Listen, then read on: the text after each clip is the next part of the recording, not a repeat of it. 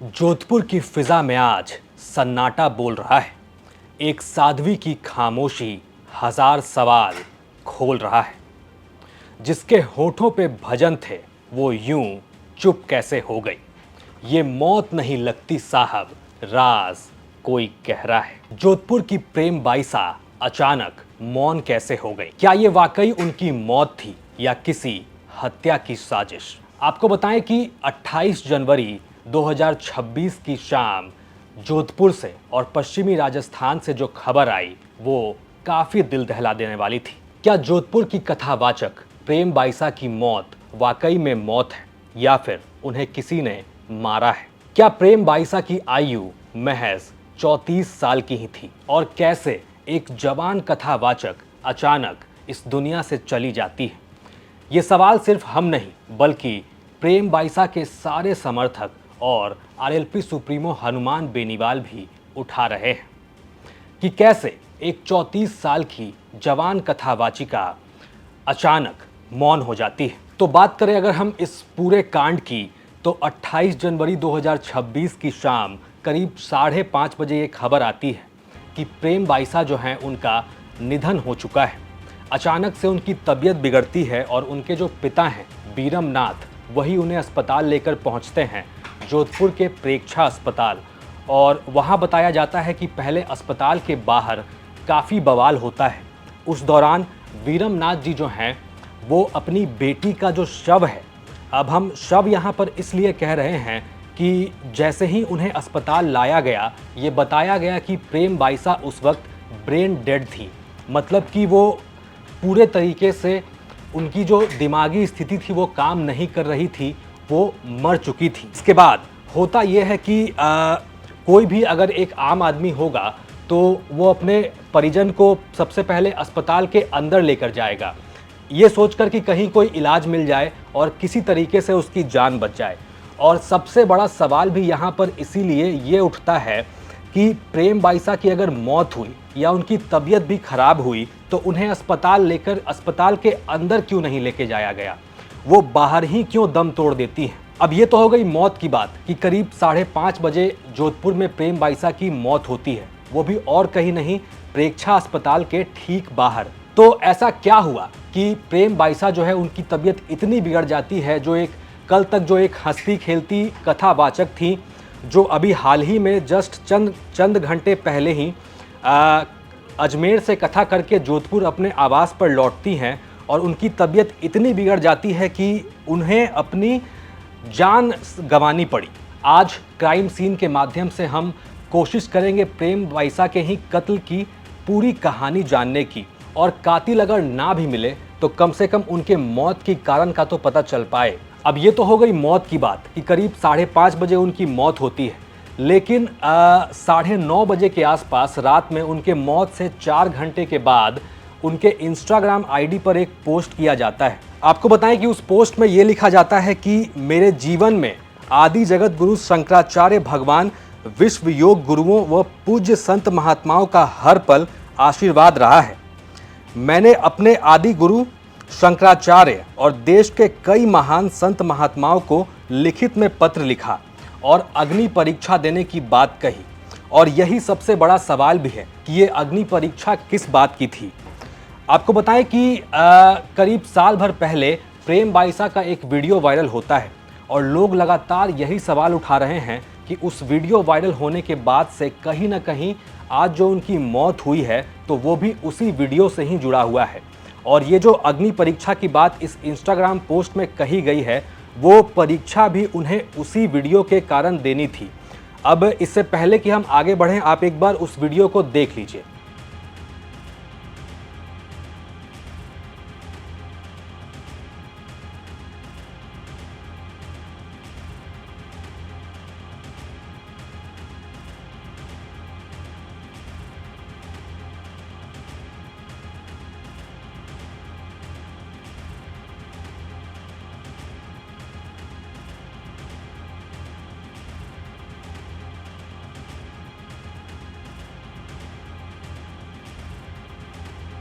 ये वो viral video था जो वायरल हुआ और उसके बाद बताया गया कि प्रेम बाईसा जो हैं इस वीडियो में अपने पिता के साथ हैं।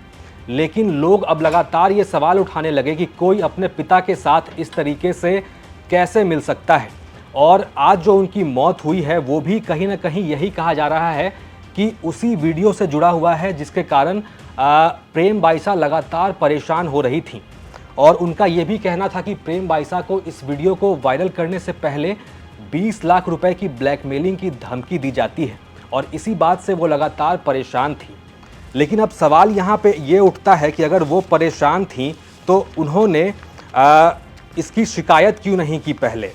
तो अगर बात आती है शिकायत की, तो शिकायत वो करती हैं, लेकिन कल अचानक से क्या हुआ, कल क्या ऐसा हुआ कि अचानक से उन्हें उनकी तबीयत बिगड़ी और अस्पताल पहुंचने से पहले ही उनकी जान चली गई। कुछ बराबर कर दूं, बाकी तो मैं इसको कुछ नहीं कर पाया, कुछ भी। महाराज कौन है जो आपको बदनाम करना चाह रहा है? कुछ भी। हाँ, वो कौन है रिपोर्ट जो बदनाम वो कर आस पास में रहने वाला है, पास में ही रहने वाले, पास में ही। दूसरा है साधु संतन बदनाम करने वाला सब। बहुत बहुत उन लोगों ने रिकॉर्ड, वो वीडियो भी अब डिलीट कर देंगे, तो आप उन वीडियो में देख लेना कौन लोग के उत्पाद कर रहे हैं।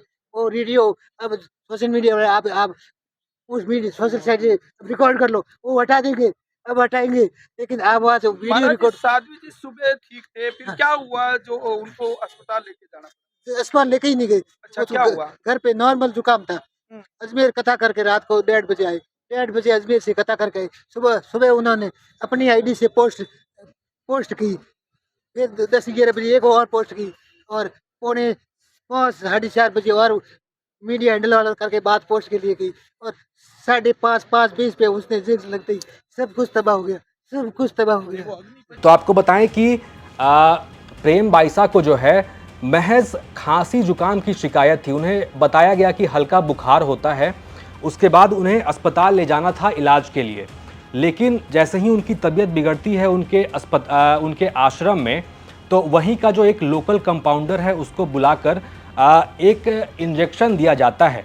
और वो इंजेक्शन जो है वो आपको बताएं हम डेक्सोना नाम का इंजेक्शन है। और जब आप इसके बारे में पता करेंगे, जब हमने पता किया तो मालूम पड़ा कि ये जो डेक्सोना इंजेक्शन है इसके अंदर एक एस्टेरॉयड होता है, और जो कि तब दिया जाता है जब मरीज़ की जो स्थिति है वो काफ़ी गंभीर होती है। कह सकते हैं कि उसकी जान बचाने की स्थिति में ये इंजेक्शन दिया जाता है, ख़ास तौर से लकवा या अर्थराइटिस या फिर गंभीर बीमारी के दौरान जान बचाने के लिए उसकी जो है ये इंजेक्शन दिया जाता है। लेकिन बताया गया कि प्रेम बाईसा को जो है सिर्फ और सिर्फ खांसी और जुकाम हुआ था। तो एक सवाल यहाँ पर यह भी उठता है कि उन्हें डेक्सोना इंजेक्शन क्यों दिया गया। अगर उन्हें महज खांसी और जुकाम था तो उन्हें अस्पताल में भर्ती भी कराया जा सकता था, लेकिन भर्ती कराए जाने से पहले ही उनकी मौत हो जाती है। फिलहाल अगर इस मामले में हम आपको अपडेट अगर दें तो सबसे बड़ा अपडेट यही है कि प्रेम बाईसा का जो पोस्टमार्टम है वो हो चुका है। आज दोपहर करीब 3 बजे के आसपास उनका पोस्टमार्टम हुआ। उसके बाद से लगातार लोग यही सवाल पूछ रहे हैं, चाहे उनके समर्थक हो या फिर पूरे राजस्थान ये जानना चाहता है कि अचानक से प्रेम बाईसा, एक हंसती खेलती 34 साल की कथावाचिका, अचानक से मौन कैसे हो गई। साथ ही साथ अगर हम गिरफ्तारी की बात करें तो वो जो कंपाउंडर था आश्रम का ही, उसे गिरफ्तार कर लिया गया। हालांकि एक खबर के मुताबिक यहाँ पर कहा जा रहा है कि कोई महिला कंपाउंडर थी आश्रम की ही, जिसने साध्वी बाईसा को वो इंजेक्शन दिया डेक्सोना का। उसके बाद से लगातार उनकी तबीयत बिगड़ने लगी। महज 5 मिनट के अंदर ही उस इंजेक्शन के बाद उनकी तबीयत बिगड़ती है और मौत हो जाती है। अब कई सवाल हैं जो लगातार उठ रहे हैं उनके मौत के बाद से, और इसमें से सबसे बड़ा सवाल यही है कि उनकी मौत जो है वो संदिग्ध परिस्थितियों में हुई है। उनके समर्थक जो हैं वो लगातार सोशल मीडिया पर ये सवाल उठा रहे हैं कि उनकी ये मौत नहीं, हत्या है। यहाँ तक कि कई लोग तो उनके आश्रम पर भी सवाल उठा रहे हैं। वो मीडिया वाले मेरे हैंडल करने वाला वो करण 5:30 पे उन्होंने प्राण त्याग दिए। आईडी कौन कौन हैंडल करते हैं आपके अलावा? एक में ये जो पोस्ट की जगह थी मेरी गाड़ी में बैठ के ड्राइवर ने मैंने करवाई वो पोस्ट मैंने करवाई। 2-2.5 घंटे बाद थी, आप देख लेना। 5:30 पे 5:29 पे उन्होंने प्राण त्याग दिया। और वो पोस्ट कितना बजी हुई आप देख लेना। वो पोस्ट कितना बजी हुई 9:28।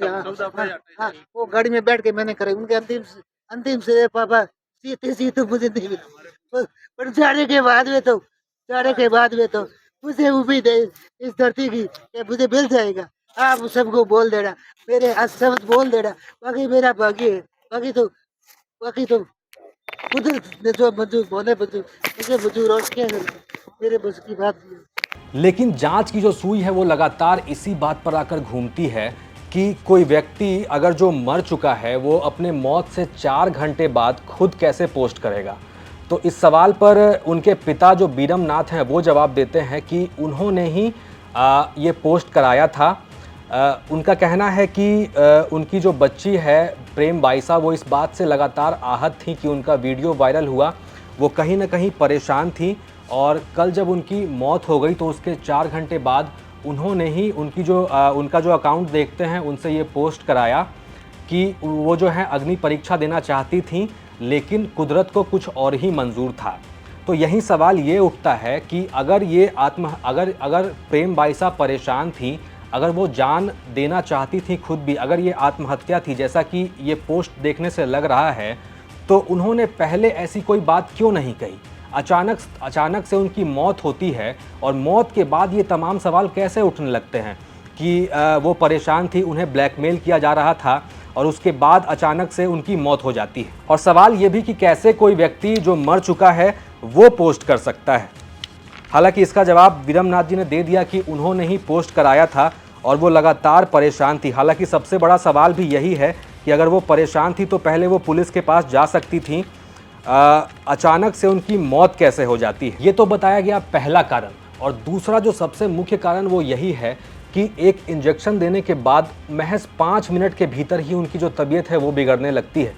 तो वो जो इंजेक्शन था वो कौन सा इंजेक्शन था, क्या उसमें कोई और जहरीला पदार्थ मिलाया गया, और जिसने भी ये इंजेक्शन दिया वो इस पूरे कांड के जांच के बाद क्या बताता है, वो ये बताएगा कि कैसे किस तरीके से प्रेम बाइसा की जान गई।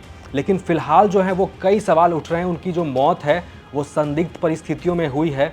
कोई इस वक्त बताने की स्थिति में नहीं है कि अचानक से 34 साल की एक कथावाचक क्यों इस दुनिया से चली जाती हैं। पूरे मामले में न सिर्फ प्रेम बाइसा के समर्थक बल्कि तमाम नेता और अब राजनीति भी इस पर शुरू हो गई है। आपको बताएं कि सबसे पहले कल जब मौत हुई उसी वक्त हनुमान बेनीवाल ने ट्वीट किया और राजस्थान के मुख्यमंत्री भजन लाल और डीजीपी जो हैं पुलिस के, उनसे ये गुजारिश की कि इस पूरे मामले में निष्पक्ष जांच होनी चाहिए और प्रेम बाइसा की जो मौत है जो संदिग्ध परिस्थितियों में हुई है उसकी सख्त से सख्त जांच हो और सच सामने आए कि किसने उनको मारा है। अब इस पूरे मामले पर आप क्या कहेंगे ज़रूर कमेंट करके बताएं। क्या साध्वी प्रेम बाइसा की जो मौत है वो वाकई में मौत है या फिर आपको क्या लगता है।